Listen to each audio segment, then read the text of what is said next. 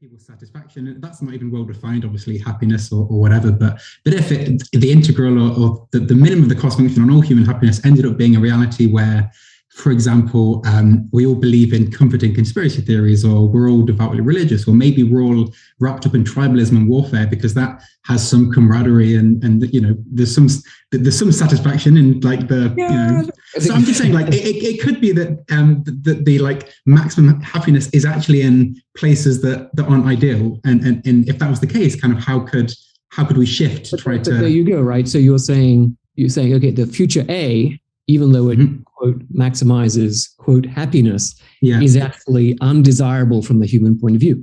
Well, maybe it's not undesirable. That's the question, though. Maybe you would just said it was undesirable. Well, literally, I'm using the word, right?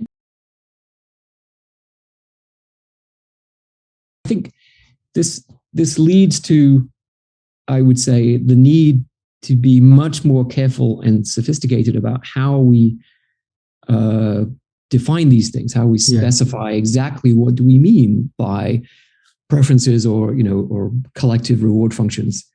Should we, for example, just think about the state of the world, or should we include the mental states of all the individuals?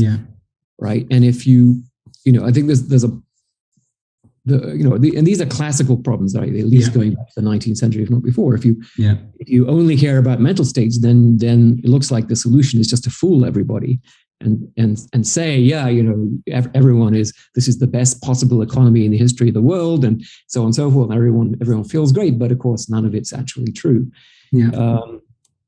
And these kinds of failure modes are exactly what we have to be careful of when we start to do AI that's very powerful. And an example in the Avengers movie, where Thanos decides that if we got rid of half the people in the universe, the remaining half would be more than twice as happy.